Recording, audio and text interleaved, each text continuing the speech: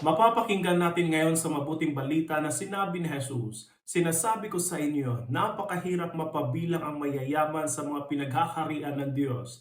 At sinasabi ko sa inyo, madali pang makapasok ang kamelyo sa butas ng karayom kaysa pasakop sa paghahari ng Diyos ang isang mayaman." Para sa atin, ang mga salitang ito ni Jesus ay tila napaka-harsh. Pero kung titingnan natin ng mabuti, ito ay nagtuturo sa atin sa peligro na makakamtan natin kapag mas pinahahalagahan natin ang ating yaman kaysa sa Kanya. Sa ating mundo ngayon, itinutumbas ng karamihan ang pagiging successful sa pagkakaroon ng maraming pera. Pag marami kang pera, pag mayaman ka, pag marami kang kita, successful ka. Kaya ang karamihan ay mas nagpupursiging yumaman at kumita ng malaki. Pero kinakaligtaan ang Diyos. Nagiging panukat ng ating tagumpay ang pera at hindi na ang Diyos. Hindi ba't dapat ang Diyos ang dahilan ng lahat ng ating tagumpay sa buhay? Kaya ang turo ng Panginoon sa atin ngayon ay dapat ang ating prioridad sa buhay ay Siya at hindi ang pera. Sinasabi nila na napakadaling kitain ang pera. Oo, napakadaling kitain ang pera. Pero sinasabi ni Jesus na napakahirap namang mapabilang sa kaharian niya. Kaya hindi lang dapat tayo sa pera mayaman, kundi kay Jesus din na siyang higit na yaman ng tanan.